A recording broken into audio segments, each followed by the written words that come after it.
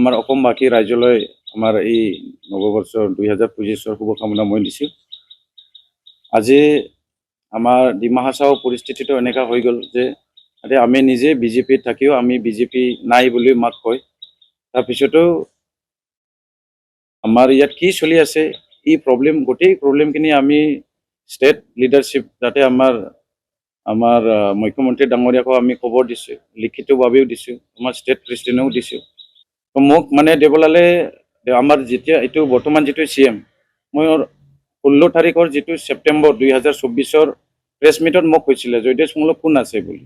মোৰ নাম জয়দেশ মংল হয়, মই এজন বিজেপি কৰ্মী, তো এতিয়াও এক্টিভ মেম্বাৰ হয়। তো এতিয়া আমি বিজেপি হয়, বিজেপিক আমি কি বিজেপিক ভোট দি আমি ভুল কৰিলে নেকি না কিবা পাপ কৰিছে নেকি এনেকুৱা যেন লাগে আমাৰ।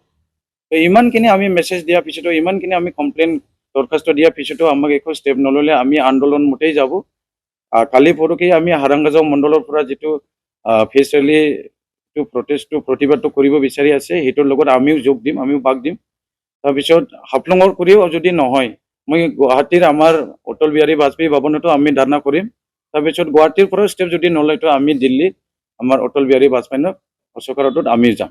এনেকুৱা আমাৰ এইটো আছে। আমি যিমান দিন আমাৰ কামটো ছাকচেছ নহয় ইমানলৈকে আমাৰ এইটো আন্দোলনটো চলি থাকিব।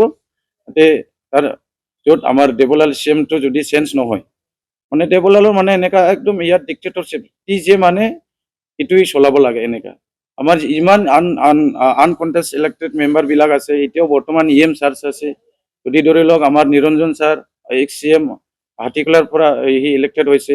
তাৰপিছত আমাৰ হাৰাংগাজাও মণ্ডলৰ পৰাও হাৰাংগাজাও কনষ্টিটুৱেঞ্চিৰ পৰা আনকণ্টেষ্ট আৰু আমাৰ হাডিংমা আছে, হাডিংমা অট'নমাছ কাউন্সিল কনষ্টিটুৱেঞ্চি, গুঞ্জুং আছে, তাৰপিছত ৱাজাও আছে।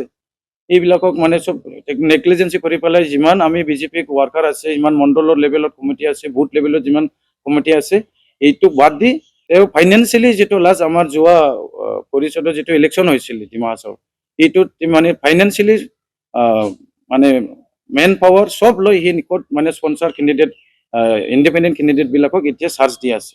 তো আমাৰ কাউন্সিলৰ 6 শিডিউলৰ আমাৰ ইয়াত 6 শিডিউল থকাৰ কি আছে কাৰণ।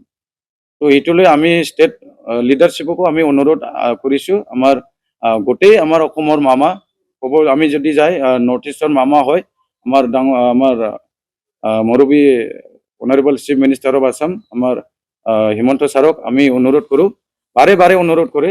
আমি উপায় নাই থাকিয়া হ'ল কালি আমি আজি ষ্টেট কালিও আপোনাৰ পোষ্টত দিছে যে political movement is on the ballot box বুলি আপুনি টুইট কৰিছে ফেচবুকত।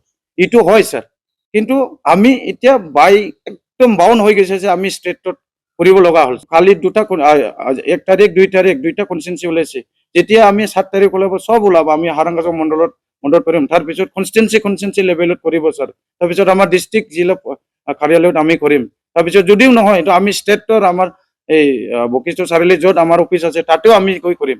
আৰু ষ্টেটে আপুনি যদি আপোনাৰ আণ্ডাৰত যদি এইটো চেটেলটো নকৰে আমি দিল্লীলৈকে যাম ছাৰ। তো ইমানতে কৈ আপোনাক অনুৰোধ কৰি সবাইকে মোক মানে মোৰ ফালৰ পৰা আশীৰ্বাদ দি চবৰ দিনটো শুভ হওক ইমান চেক কৰিলোঁ।